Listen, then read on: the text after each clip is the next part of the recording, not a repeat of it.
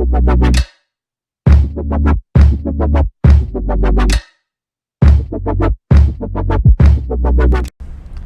what's up dude? Balik lagi sama gue Blind Man Jack, dan kali ini gue sama Cak Wawa. Yes. Selamat dulu Cak Wawa. Akhirnya disabilitas punya perwakilan lagi ya di Komnas HAM. Jadi Cak Wawa ini buat yang nggak kenal sama Cak Wawa ini nama aslinya Hari Kurniawan. Ya. Si anak setan kalau julukannya kemarin di Komnas HAM. Nanti kita bahas tuh kenapa jadi anak setan. Okay. Maksud gue bokap lu nggak tersinggung. Ya, jadi Cak Wawa ini baru terpilih menjadi komisioner HAM periode 2022-2027. Ya. 5 tahun ya? Iya, 5 tahun. Oke. Nah, sebelum Cak Wawa itu ada Pak Syahrudin Daming. Iya. Angkatan keberapa ya waktu itu komisioner?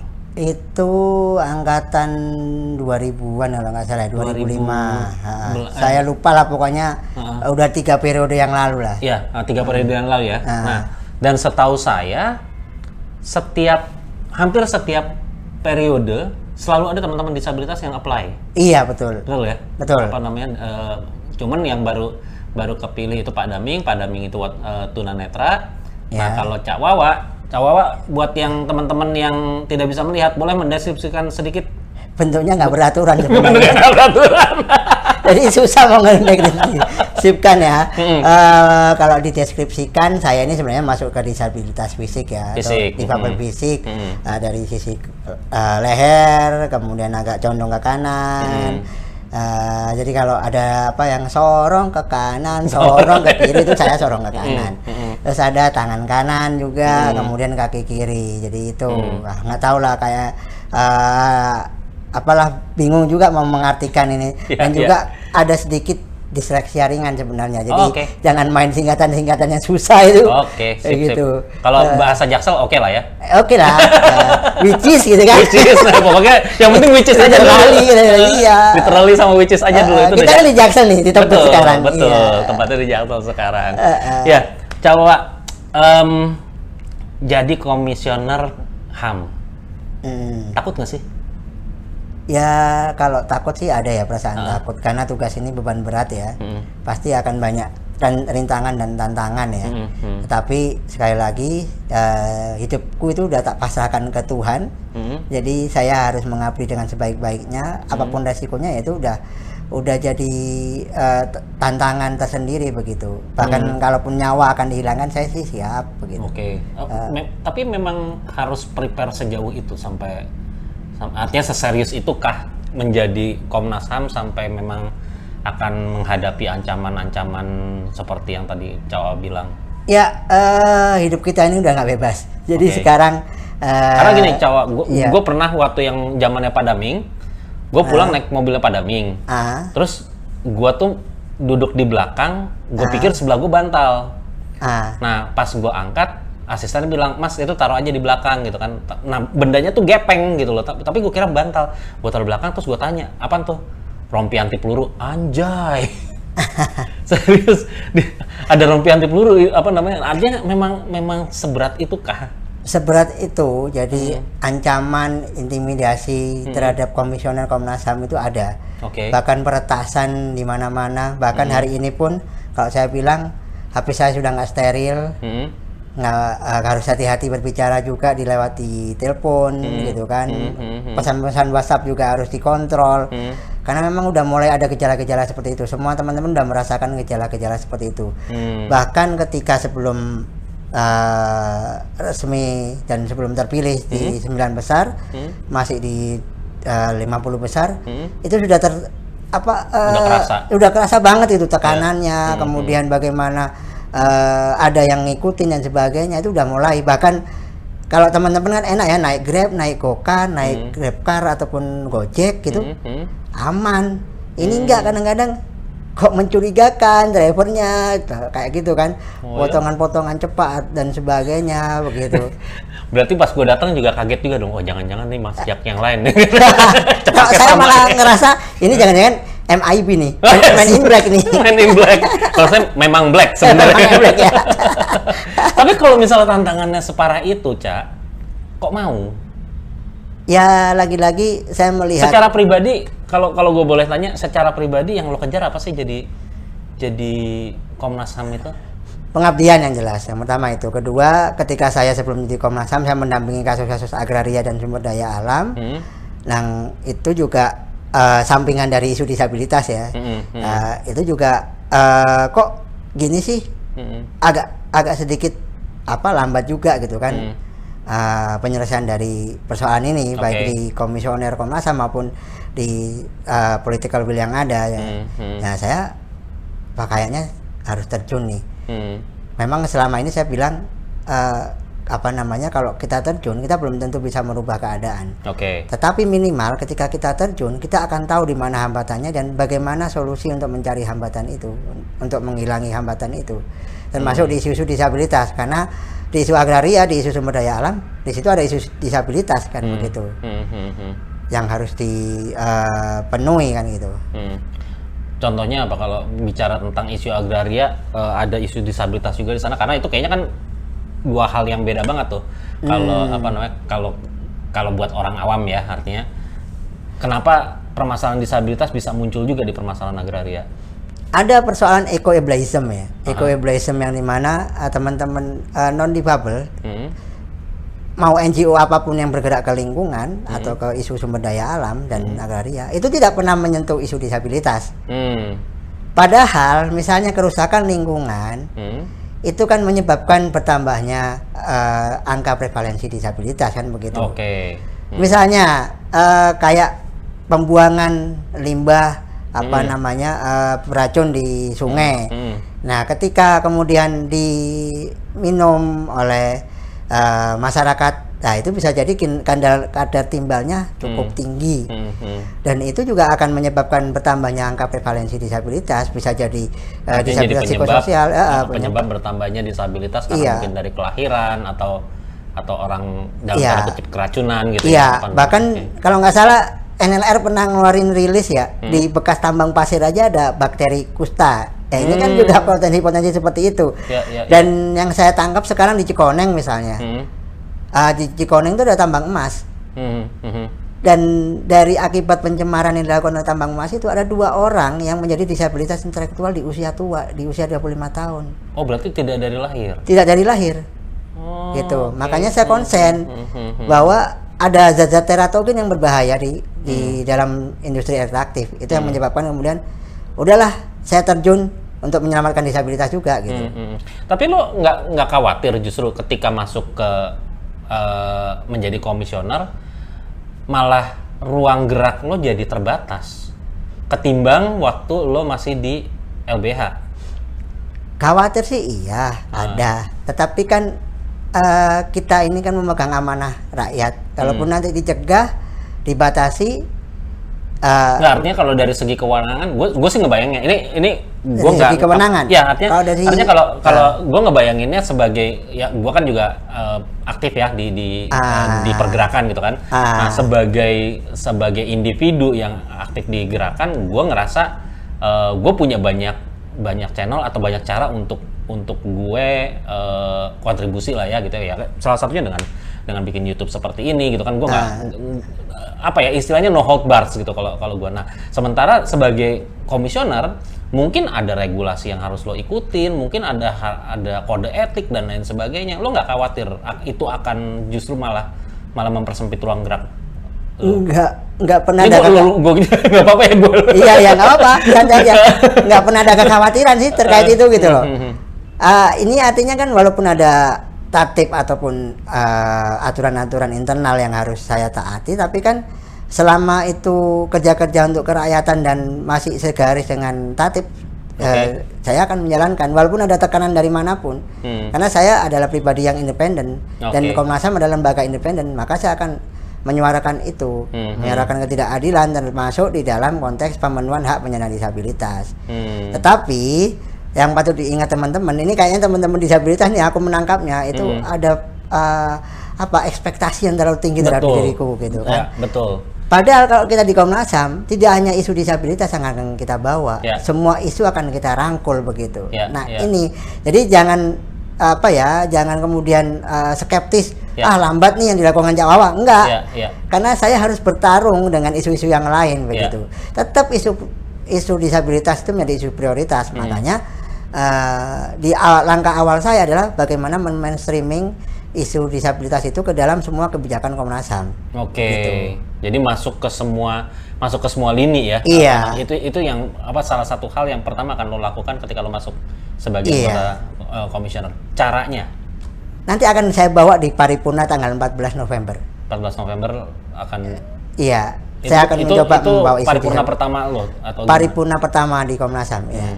Nah, balik lagi tadi ya, menarik ketika lo bilang teman-teman punya ekspektasi yang tinggi. Gue pikir juga itu sangat relevan ya, karena tanpa mengurangi rasa hormat untuk teman-teman juga, kadang-kadang teman-teman kalau sudah melihat ada satu tokoh yang naik, kayaknya problem selesai semua nih. Iya.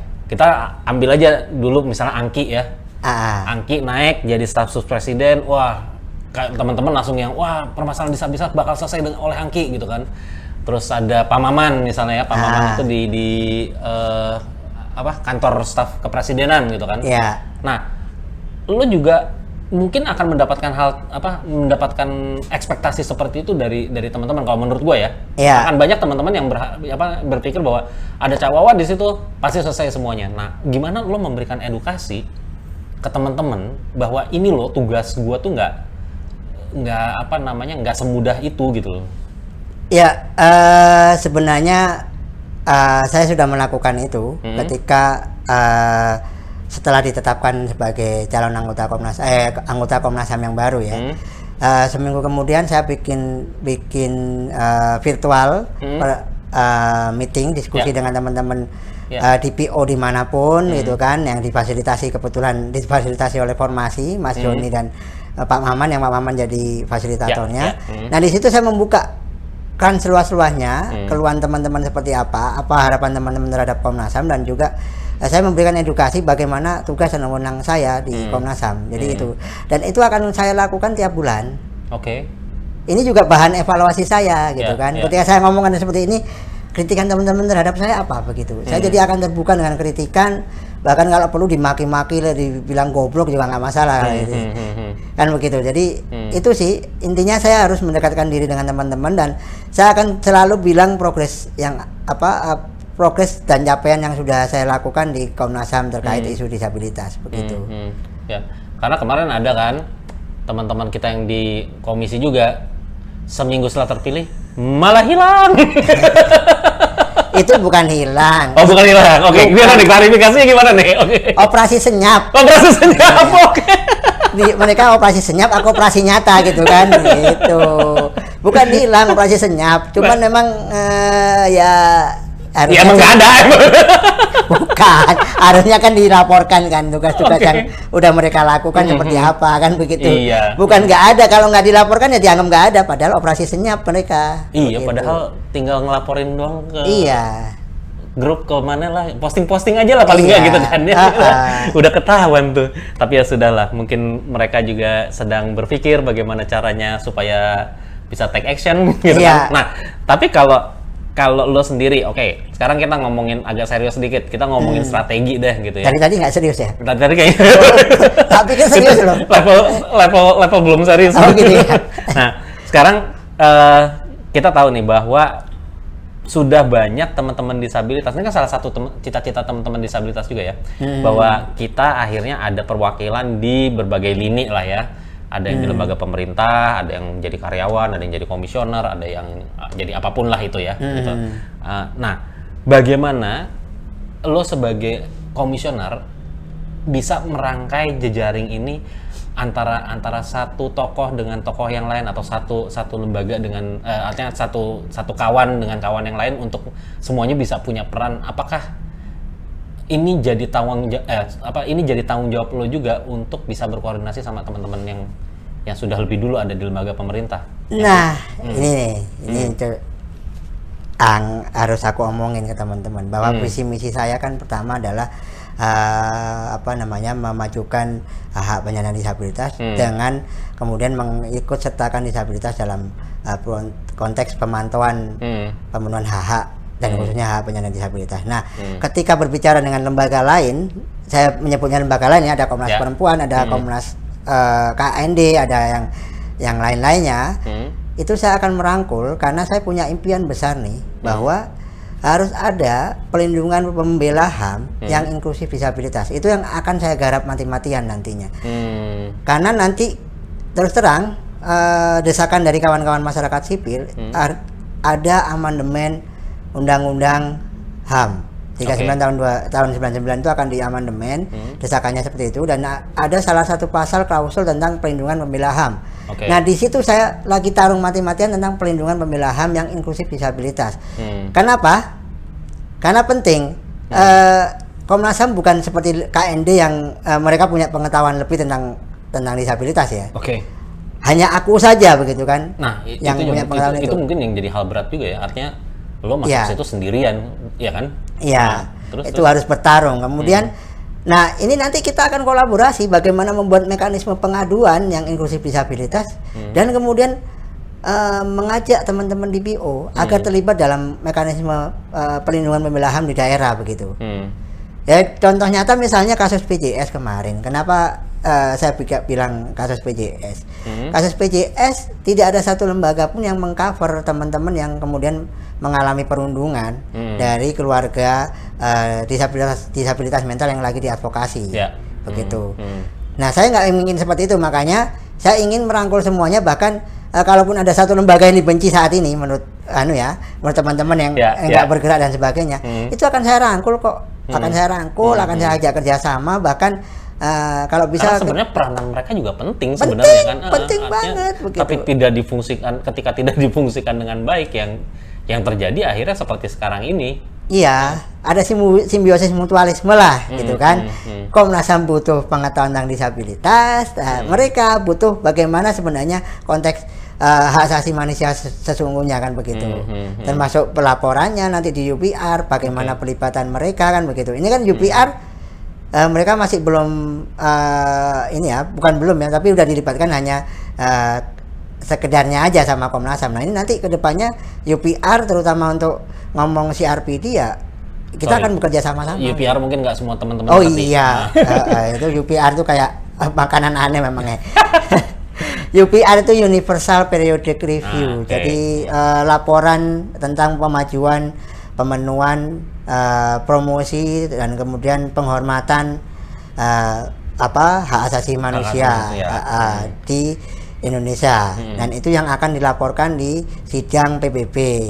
Kayak kemarin yang bulan Juli kemarin sempat rame, ternyata ada program Indonesia Mendengar, Indonesia Melihat, dan Indonesia bicara itu kan. Nah, ini yang kemudian dikritisi oleh teman-teman. Nah, itu bentuk salah satu UPR dan mekanisme pelaporan HAM PBB tentang pemajuan HAM terutama dalam konteks CRPD. CRPD sendiri Konvensi Hak Penyandang Disabilitas. Gitu. Nah, kalau dalam 5 tahun ke depan ini, pertama apa yang lo ngerasa 5 tahun ini waktu yang cukup nggak sih untuk lo bisa memberikan kontribusi yang signifikan dalam pergerakan disabilitas lah? Nggak cukup sih sebenarnya ya. Nggak cukup. Makanya nanti kita lihat bagaimana ke depannya. Tapi saya berusaha semaksimal mungkin untuk bekerja buat teman-teman disabilitas. Namun tidak semua kemudian saya respon ini sebagai pelanggaran HAM karena ada ketentuan-ketentuan di sana. Misalnya nih, tempo hari nih ya, dapat DM-an dari teman tuli. Ada satu postingan yang seseorang pakai jilbab, kemudian dia ketawa-ketawa ketika melihat satu orang laki-laki yang dipijit dan kemudian menjadi disabilitas jaksa gitu kan. Nah, itu dalam konteks itu bukan pelanggaran HAM. Tapi itu kriminal murni gitu kan. Betul. Dan gue yakin lo bakal banyak dapat yang kayak gitu. Iya, itu kan? Udah ada beberapa gitu kan. Begitu ada, taruhlah misalnya ada hal yang simple deh, misalnya saya nggak dapet tempat duduk di busway, itu pasti udah ngadu ke lo tuh. Iya, padahal bukan seperti itu kan gitu. Kalau nggak, ya tapi tetap akan tak bantu prosesnya kalau misalnya gitu. Artinya teman-teman harus berani melapor, berani speak up, kemudian kalau dari speak up-nya nggak berhasil, nah itu kan berarti ada hak yang dilanggar kan begitu. Nah, itu yang akan saya lakukan untuk memberikan penekanan bahwa ini ada hak teman-teman yang harus dipenuhi di situ. Nah, kalau tadi kita sempat nyinggung edukasi ke teman-teman dalam 5 tahun ini, edukasi ke teman-teman mengenai HAM yang berkaitan dengan HAM, lo udah punya bayangan belum akan seperti apa? Udah punya bayangan di samping kemudian tadi membuka forum setiap 1 bulan sekali. Mungkin saya juga akan menjadi seorang podcaster seperti dirimu sama Pak Joni. Tapi dalam konteks pejabat Komnas HAM yang akan ini gitu. Jadi tapi lo boleh punya media kayak gitu ya? Sebenarnya sih dibolehkan, kan itu nggak memenuhi, nggak menyalahi aturan karena Komnas HAM sendiri kalau teman-teman buka di YouTube-nya Komnas HAM, gue pernah diundang dulu sama podcastnya ini juga Komnas HAM juga. Iya. Tapi tidak waktu itu gue lupa siapa yang ini ya, istilahnya staffnya yang yang wawancara kita, bukan. Tadinya gue pikir awalnya akan ada dialog sama anggota Komnas HAM-nya gitu ya, jadi Komnas HAM-nya tuh jadi hostnya gitu.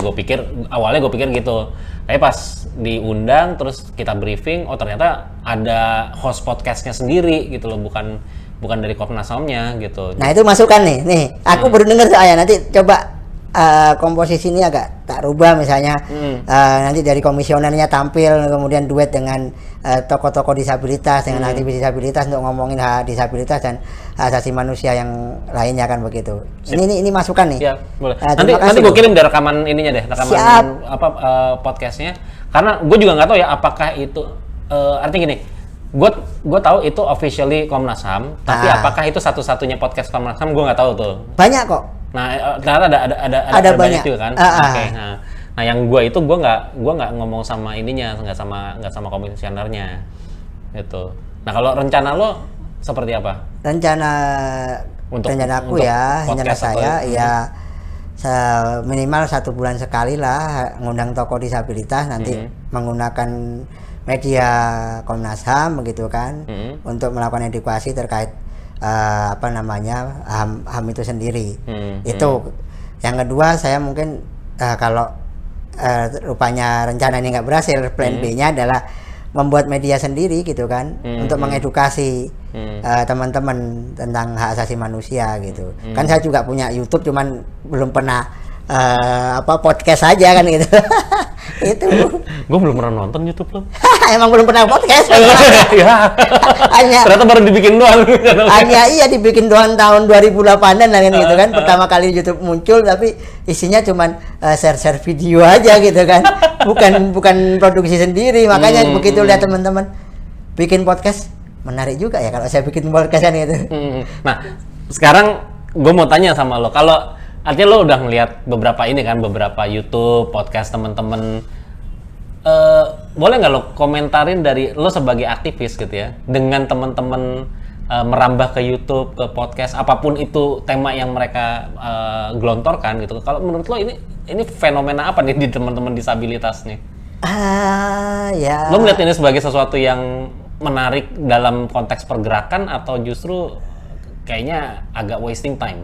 Enggak juga sih kalau wasting time ya. Jadi, menurutku ini adalah sebuah strategi untuk mengamplifying isu-isu disabilitas gitu dengan teman-teman buat podcast. Dan saya sepakat kalau memang ini teman-teman punya kemampuan ke sana, bikinlah podcast tapi yang menarik dan banyak viewernya. Dua YouTuber yang yang aku pikir menarik cuman Blind Manjet sama Mas Joni Yulianto ini sama-sama tunanetra loh. Bagaimana sih teman-teman difabel daksa ini kok disabilitas daksa, disabilitas fisik kok nggak ini gitu loh. Nggak bikin podcast yang menarik gitu loh. Ya, tapi kalau menurut gue juga banyak yang akhirnya teman-teman bikin YouTube sesuai dengan kemampuan yang mereka juga, Cak. Artinya kayak misalnya yang senang modifikasi, ya udah mereka bikin YouTube tentang modifikasi roda 3 gitu ya, atau ada yang ngebahas tentang masak ya, mereka ngebahas tentang masak. Nah, menurut gue tetap sih ada di ranah sosialisasinya jadi kelihatan ya bahwa ternyata teman-teman dengan disabilitas itu punya kegiatan yang sama dengan orang pada umumnya gitu. Artinya sosialisasinya jadi di situ gitu kan. Iya. Gitu. Cuman yang memang kalau gue perhatiin yang ngomongin spesifik tentang disability itu Masih beberapa sih memang. Ya emang cukup menarik juga sih kalau saya lihat konten-kontennya teman-teman, bahkan ada yang di tempat pariwisata gitu kan, sambil audit apakah pariwisatanya ini akses atau enggak, kemudian jadi ditayangkan di YouTube. Itu juga bagi saya menarik untuk mengedukasi masyarakat. Tapi ada juga yang kesannya masih bersifat charity juga ya, ada di YouTube-nya teman-teman itu. Ini yang mungkin harus diberikan pengertian ke teman-teman, seperti apa sih sebenarnya edukasi yang bagus, jangan kemudian balik lagi ke belakang menjadi hal-hal yang karitatif, menonjolkan kesedihan gitu kan. Nah itu. Gue pernah waktu itu minta tolong diedit ya, jadi gue ada kegiatan di luar kan waktu itu kan, terus karena videonya itu dari berbagai angle, akhirnya gue minta tolong teman gue gitu kan, tolong editin dong, karena gue kalau udah berapa video gitu kan susah kan. Begitu jadi lagunya tuh yang mendayu-dayu pingin orang ini tidur ya, boleh diganti. Padahal kegiatannya tuh asik gitu loh. Gue gue kayak tracking gitu ya, dan kenapa lagunya jadi begini sih gue.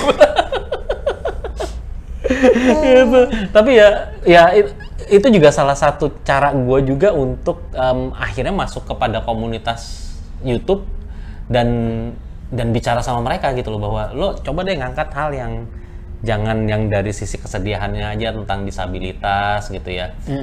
Cari sisi lain yang sebenarnya masih banyak yang menarik gitu ya dari disabilitas yang bisa diangkat gitu, nggak cuman eksploitasi kesedihannya aja gitu kan. Makanya ini kan aku lagi proses penulisan sekarang ya, buku. Judulnya adalah Menjadi Disabilitas Menderita, Mitos atau Fakta gitu kan. Itu yang nanti akan saya ceritakan di buku, bahwa jadi disabilitas tuh nggak menderita kok, kita enjoy aja kayak gitulah. Hal-hal seperti itu yang kita tonjolkan, bagaimana positif kegiatan-kegiatan yang kita lakukan, bahwa kita ini setara loh, bisa naik gunung, bisa apa saja kan begitu. Ini yang coba tak tonjolkan dalam tulisan saya, terutama nanti proses di situ akan bercerita bagaimana proses saya mendaftar di Komnas HAM, mengikuti seleksi di sana.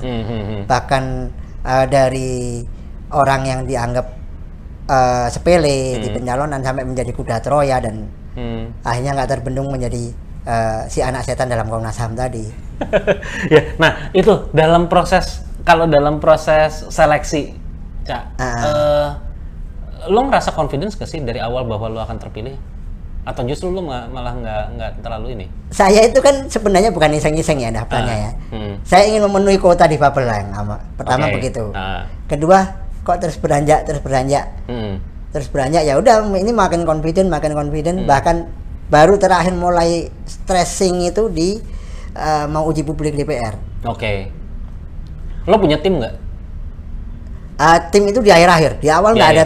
Di awal paling teman-teman dekat yang difabel ya. Maksudnya tim koalisi masyarakat sipil di akhir-akhir. Jadi awal, kemudian teman-teman misalnya Mas Joni CS di formasi yang kemudian nge-push supaya ada banyak lembaga yang mendukung gitu kan keberadaan saya. Terus habis itu kan proses ini sampai terakhir itu kan masukan masyarakat sipil waktu itu sebelum psikotes ya. Psikotes ini udah tim berhenti. Jadi ada tim lagi kemudian di uji publik ini. Nah, uji publik ini teman-teman bekerja lagi nih. Bekerja lagi, termasuk ada Ilma yang di Jakarta dan teman-teman Solo yang sampai datang ke Jakarta untuk mendorong supaya saya jadikan begitu. Nah, sampai Mbak Anggia juga terlibat di situ. Tapi tim koalisi masyarakat sipil juga bikin juga gitu kan. Jadi ada dua tim sebenarnya. Yang tim masyarakat sipil ini nyoba mencari perspektif bahwa walaupun saya disabilitas, tapi ada di isu mana-mana. Ini yang digodok oleh teman-teman begitu. Nah, akhirnya berhasil nih, karena isu disabilitas awalnya nggak diperhatikan oleh DPR waktu itu. Jadi dianggap sebelah mata karena sorry to say, kenapa sih nyalon di Komnas HAM? Kan udah ada KND. Itu bahasa DPR begitu waktu itu. Cuman ya sempat stres juga. Wah, susah nih masuk dari mana nih? Karena jelas ketolak lagi nih kan gitu. Sampai TAC itu berjuang mati-matian masuk lewat ini lama P3, lewat Golkar, lewat. Lo nggak bilang, soalnya kalau KND kalau di-mention di grup nggak pernah muncul. Nah itu aku sih bilangnya nggak kayak gitulah. Kan mereka nggak di grup kita juga, nggak ngerti. Nggak, aku ini buat nyindir aja sih. Sarkas. Aku sih bilang ada KND, cuman kan perlu memaksimalkan di fungsi pemantauan. Kedua, mandat Komnas HAM itu kan melakukan penyelidikan kan, apalagi penyelidikan pro justisia. Nah ini yang membuat saya tertarik untuk masuk Komnas HAM, bahwa kalau jika ada pelanggaran HAM dan KND tidak mampu untuk melakukan penyelidikan pro justisia, ya saya akan masuk ke sana. Berarti lo berusaha mengganti peran atau gimana? Bukan mengganti peran, kerjasama. Kerjasama. Gitu. Iya. Nggak enak juga kalau bahasanya mengganti peran. Nanti saya peran pembantu. Gua harus clear dong. Nanti saya peran pembantu dong. Jangan. Tapi tetap pembantu masyarakat. Iya. Ya kan? Nah, kalau bicara koalisi di Komnas HAM, menurut lo siapa yang paling dekat yang bisa lo rangkul secara ini? Kalau melihat dari posisi sekarang ya, artinya kan gue juga nggak tahu mereka perwakilan mana aja sih.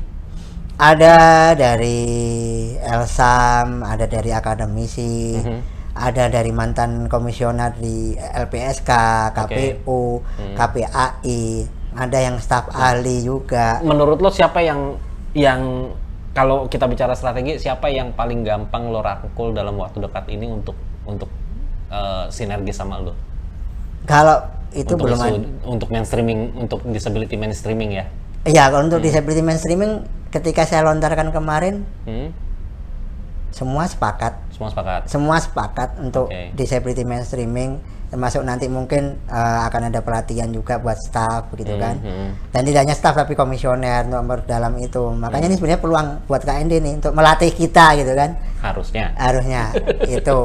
Dan kemarin mereka juga terkaget-kaget. Saya bilang ini tak kasih contoh satu persoalan ya, saya bilang gitu. Apa ini waktu habis kita ditetapkan sebagai komisioner ya, habis dari pengesahan kita lagi rapat, saya bilang pernah nggak terpikirkan teman-teman, kan teman-teman waktu itu bilang ada asuransi nih buat kita. Alhamdulillah, asuransi dari mana? Askrindo. Wah, enak banget nih lah gitu. Loh kenapa? Mereka pada terheran-heran. Gimana ya? Disabilitas itu kan dibilang sebagai makhluk yang merugikan buat asuransi, sehingga susah untuk mendapatkan asuransi. Kita begitu. Nggak bisa di-cover. Iya, itu nggak bisa di-cover kan. Dianggap memang udah kayak gitu kok, ngapain ini. Terus teman-teman gimana? Ini harus diperjuangkan. Semua bilang begitu. Jadi jangan sampai ada teman-teman difabel di lapangan yang tidak dapat asuransi apapun itu gitu. Jadi kebijakan itu harus dirubah terkait undang-undang perasuransian kalau memang ada teman-teman yang nggak mau pakai BPJS begitu. Itu udah komitmen dari para komisioner waktu itu. Lo udah ngobrolin itu dari awal ya ternyata ya. Iya. Pokoknya harus racun disabilitas harus tak masukin begitu. Bahkan dari awal pencalonan waktu itu ada namanya aplikasi poster ya. Aplikasi poster buat calon komisioner tes itu. Saya bilang, ini gimana bisa akses buat teman-teman difabel penglihatan difabel netra gitu kan. Aplikasi poster itu emang buat bikin poster atau gimana? Bukan, jadi kita bikin makalahnya memakai aplikasi poster gitu. Jadi kayak Word cuman nama aplikasinya poster. Nama aplikasinya poster. Dan itu nggak akses buat teman-teman difabel netra. Oke, sekarang yang mencalonkan saya. Berikutnya kalau misalnya ada Joni, ada Blind Jack, saya bilang gitu di pas tes itu. Lah gimana terus? Saya bilang gitu. Ini nggak akses. Saya bilang itu terus di proses-proses pemilihan itu, proses-proses pencalonan itu, saya juga selalu protes. Kayak misalnya di psikotes, saya bilang, saya disuruh naik ke lantai 3, gimana coba? Saya bilang, ini nggak aksesibel tesnya begitu loh. Ya teman-teman, iya ya, ini harusnya di lantai 1. Kenapa di lantai 3 pada protes semua akhirnya? Begitu. Ini gimana sih penunjukan lembaganya sampai seperti itu teman-teman itu gitu loh. Lo nggak khawatir kalau lo kritis dari awal terus lo nggak kepilih? Nggak khawatir sama sekali. Karena nothing tulus ya. Jadi saya mencalonkan diri itu tidak punya ambisi untuk jadi sebenarnya. Cuman saya mencalonkan diri untuk memenuhi kuota. Bagaimana sih ada kuota bagi teman-teman disabilitas gitu kan. Nggak tahunya lah kok lolos terus. Ya sudah dinikmati kan begitu. Oke. Gitu. Nah, gue dengar juga nih cerita dari seliliran ya. Ini konfirmasi aja langsung sama lo. Lo terpilih juga itu karena ada intervensi dari satu fraksi.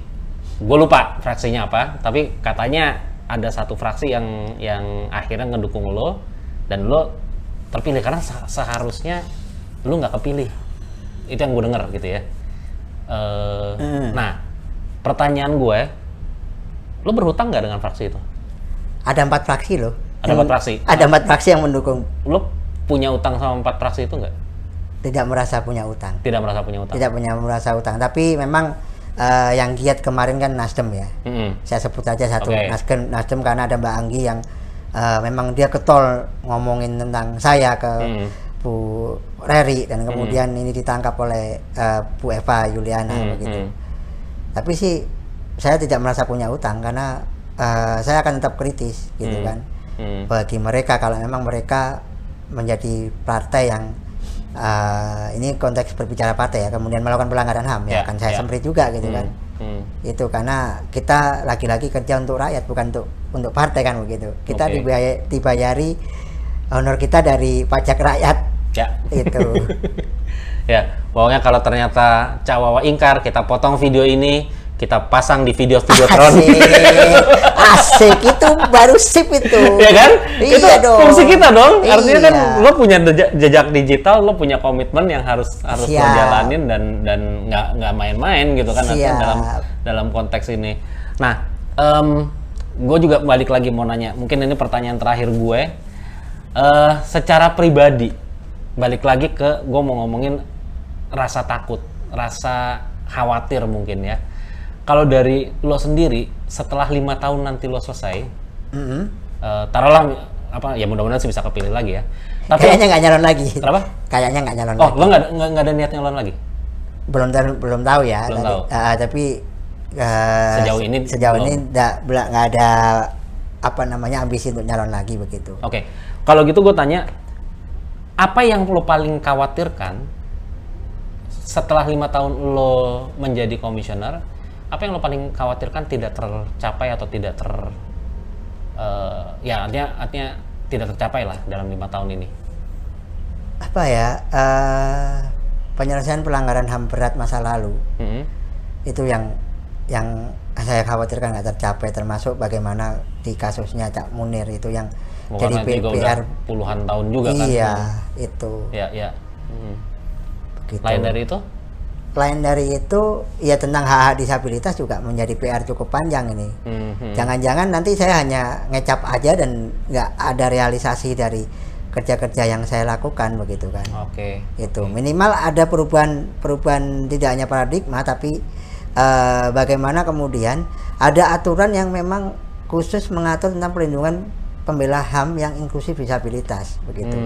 Karena tanggal 9 Desember besok kan diperingati sebagai Hari Pembela HAM. Jadi saya sudah mulai harus meracuni itu agar keluar tidak hanya standar norma yang di Komnas HAM tapi ada aturan dari kementerian yang harus didorong untuk menerbitkan undang-undang perlindungan pembela HAM.